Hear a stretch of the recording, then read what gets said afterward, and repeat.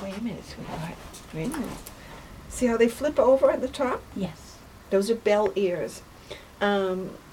She's got a wide, I mean, if you look at the standard of perfection, it says a tightly held V. Well, she hasn't got the hang of that. The tightly held V would be here. But her ears will flop over at the tips, and that is so cute. And people love it. So she has bell ears, and she's the only one in the family that does. Oh. Yeah. She said, I think I'm scared.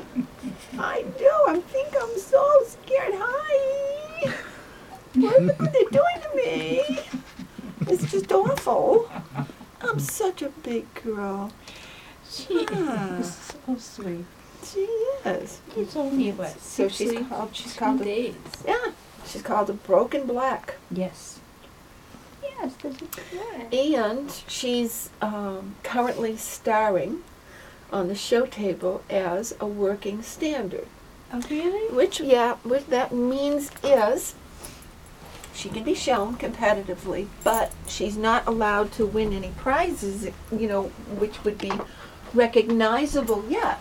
Because when you start something, a project of color, it's very similar to starting the breed itself. You have to write up your documentation. It has to be reviewed. Mm-hmm. And if the committee says, okay, fine, Mom and Dad look like the babies, okay, fine, so come back next year and we'll see if Mom, Dad, and the babies have grown up, provide another generation which is a look-alike. Mm-hmm. So you have to show the continuity of generations so that they feel they breed true.